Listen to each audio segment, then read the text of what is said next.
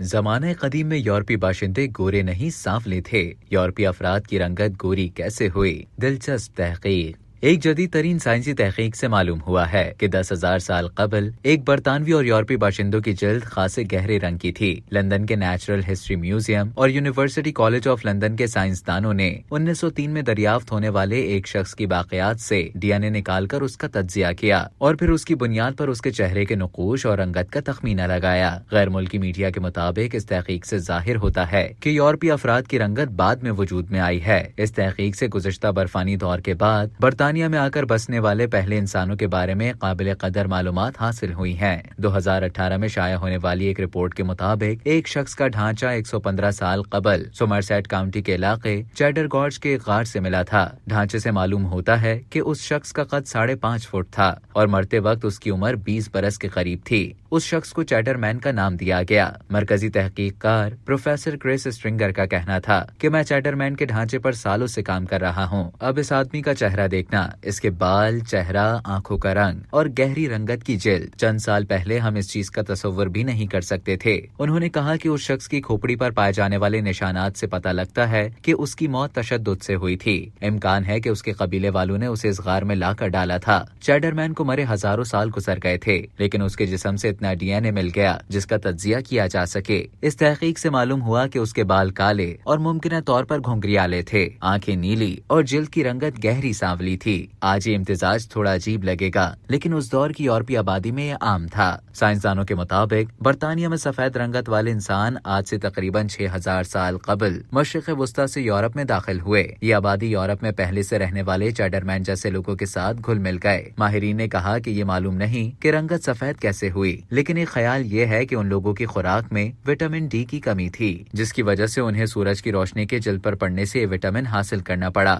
بعض ماہرین کے مطابق اس کے دوسرے عوامل بھی ہو سکتے ہیں، لیکن سائنسدانوں کی اکثریت کا خیال ہے کہ بڑی وجہ یہی رہی ہوگی۔ چیڈر مین کے ڈی این اے سے یہ بھی پتہ چلتا ہے کہ وہ دودھ ہضم کرنے کے قابل نہیں ہوگا۔ بالغ انسانوں میں صلاحیت کانسی کے دور میں پیدا ہوئی۔ چیڈر مین کے دور میں برطانیہ یورپ کے ساتھ خشکی کے ذریعے جڑا ہوا تھا، اس لیے وہاں سے مہاجرین کی کئی لہریں آ کر یہاں آباد ہوتی رہیں۔ اب تک کے لیے اتنا ہی۔ مزید خبروں اور نیوز اپڈیٹس کے لیے ٹیلی جنگ کے یوٹیوب چینل کو سبسکرائب کریں اور فیس بک کے پیج کو لائک کرنا نہ بھولیں۔